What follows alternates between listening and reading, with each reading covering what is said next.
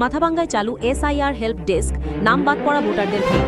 মাথাভাঙ্গা বিধানসভার বিভিন্ন প্রান্ত থেকে বহু মানুষ তাদের ভোটার তালিকা থেকে নাম মুছে যাওয়া বা ডিলিট হয়ে যাওয়ার সমস্যায় চরম হয়রানির শিকার হচ্ছেন।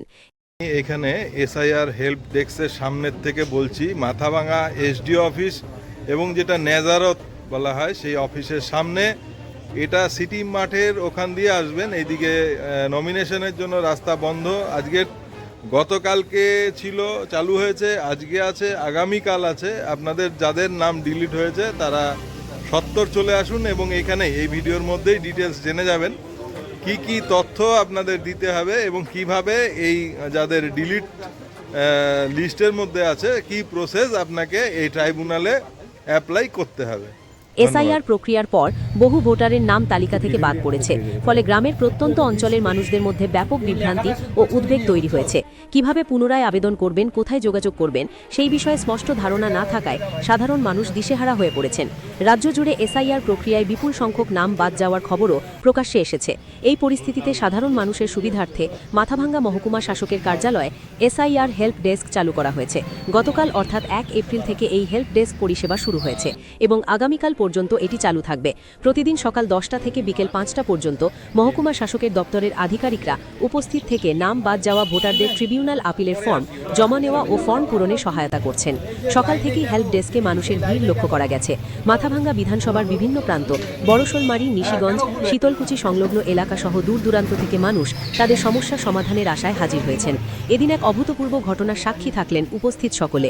বড়শোলমারি থেকে আসা এক মহিলা জানান, তাদের পরিবারের 7 ভাই বোনের মধ্যে 6 জনের নাম ভোটার তালিকা থেকে বাদ গিয়েছে। এমনকি পরিবারের একজন 55 বছর বয়সী বৃদ্ধা মহিলা, যিনি দীর্ঘদিন ধরে নিয়মিত ভোট দিয়ে আসছেন, তার নামও তালিকা থেকে মুছে গিয়েছে।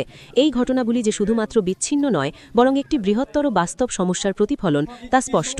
গত কয়েকদিন ধরে মাথাভাঙ্গা বিধানসভার বিভিন্ন এলাকায় সাধারণ মানুষ স্বতঃস্ফূর্তভাবে বিক্ষোভ, পথবরোধ ও প্রতিবাদ সভায় সামিল হচ্ছেন। দীর্ঘদিন ধরে জমে থাকা ক্ষোভ ও অসন্তোষ প্রকাশের একটি নির্দিষ্ট জায়গা তৈরি করেছে এই হেল্প ডেস্ক। মার জন্য কিছু হলো না, এখন হিয়ারিং হচ্ছে, ভোটের জন্য হিয়ারিং দলমুড়ে হচ্ছে। তারপরও ওরা বললো যে নাম উঠছে, এই নাম কেন কাটা গেল? এর জন্য আমার মা অসুস্থ মানুষ, তারপরে কেন আমার মার এত হেনস্থা করা হচ্ছে, এটাই তো আমরা বুঝতে পারছি না। আপনি কোন এলাকার ভোটার? আমরা নিশিগঞ্জ। কি নাম আপনার? আমার নাম অপর্ণা চক্রবর্তী। এখন কেন আসছেন এখানে? এখন আবার ভোটার লিস্টের নাম তোলার জন্য আবার আসছি ফর্ম নিয়ে। আপনার নাম? কমলা চক্রবর্তী। আপনার বয়স? 55 বছর। 56 হবে। আপনি এর আগের বার ভোট দিয়েছেন? হ্যাঁ, আমি অনেকবার ভোট দিয়েছি। ঠিক আছে। হয়েছে আপনাদের? এই যে নামগুলো বাতিল কেন হলো সেটাই এখন আমরা বলতেছি। মানে ভোট থাকার পরে, ভোট দেওয়ার পরও আমার নামগুলো কেন বাতিল? কোথা থেকে এসেছেন? ফালাকাটা বড়শোলমারি থেকে এসেছি। এখন কি চাইছেন? এখন এইখানে হবে কি হবে না সঠিকটা সেটা জমা দিতে আসছি। আপনাদের কতজনের নাম বাদ গেছে? আমরা 7 ভাই বোন, 6 বোনের নাম আমার বাতিল হয়ে গেছে। কি নাম আপনার? আমি ভোটার লিস্ট থেকে নাম মুছে দিয়েছে। আমি বলি কি, সাধারণ মানুষের সঙ্গে এই লড়াই না করে ব্রিটিশ সাথে লড়াই করুক। আমাদের সঙ্গে কেন লড়াই করে?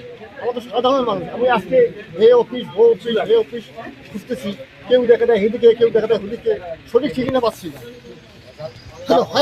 হয়রানি। আপনার কি হয়েছে? আমাদের স্ত্রীর নাম বাতিল করে দিচ্ছে। আমার নাম আছে, আবার আমার বাচ্চাদের নাম আছে, কিন্তু স্ত্রীর নামটা বাতিল করে দিয়েছে। এই কারণে এখানে আসছেন? এই কারণে আমি এখানে আসছি। আপনার নাম? আমার আজাদ আলী। এখানে এত কাগজপত্র নিয়ে এসেছেন, কেন এসেছেন? কি হয়েছে আপনার? আপনার বাড়ি কোথায়? আপনার নাম? আপনার পরিবারে কতজন মানুষ? তার মধ্যে কার বাদ গেছে? আমির বাদ গেছে। আমার বাড়ি বড়শোলমারি। আমার বাড়িতে আমার ভাই বোন সবারই হয়েছে। আমার ওয়াইফের হয় নাই, ওর বাবার হয়েছে, ওর ভাইয়ের হয়েছে, কিন্তু আমার ওয়াইফের হয়নি। 4-5 বার জমা দিছি, তারপরেও রিটার্ন আসছে। তো আজকে আমরা আবার জমা দিতে আসছি কোর্টে। বাড়ি আমাদের সামনে নোটিশ আসছে, মানে এসআই ভোটার লিস্টের নাম ওঠে নাই, এর জন্য আসছি আমরা। আপনার পরিবারে কজন? একজন। না, টোটাল পরিবারে কয়জন টোটাল ব্যক্তি? পরিবারে 5 জন, একজনকার নাম আসে। একজনকার নাম বাদ গেছে। আসেনি। আচ্ছা, আপনার নাম? ছেড়ে যাবে। আপনার স্বামীর নাম? আজিজুল হক। আচ্ছা, এইখানে কেন এসছেন? এই যে এসআইআর এর নাম লাগাচ্ছে। আচ্ছা, কি হচ্ছে আজকে? এটা হচ্ছে ওই যাদের ডিলিট হয়ে গেছে নামগুলো, তাদের সব ডকুমেন্ট জমা হচ্ছে। মানে যেটা ট্রাইব্যুনাল বলছে? ট্রাইব্যুনাল। আচ্ছা আচ্ছা, এটা কটার থেকে কটা অবধি, ক তারিখ অবধি চলবে? এটা আমাদের এখানে আপাতত অর্ডার আছে যে 3 দিনের জন্য এখানে, বাদ বাকি সব ভিডিও অফিসে জমা হচ্ছে আজকের থেকে। যার যার নিজ নিজ এলাকার ভিডিও অফিসে তারা জমা করতে পারবে।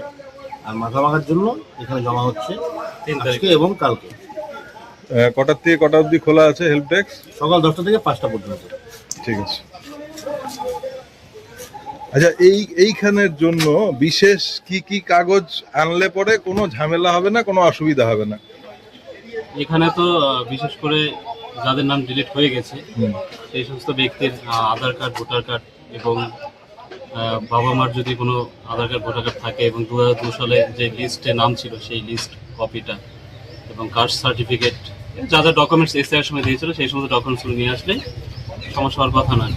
আর কোনো দরখাস্ত দিতে হবে? একটা অ্যাপ্লিকেশন ফর্মে একটা লিখতে হচ্ছে, আচ্ছা। অ্যাপ্লিকেশন করতে হচ্ছে। ওটা কোথায় পাবে অ্যাপ্লিকেশন ফর্ম? এটা হাতে সাদা কাগজে লিখতে পারে বা জেল সাধারণে পাওয়া যায় সেই অ্যাপ্লিকেশন ফর্ম। ঠিক আছে, ধন্যবাদ।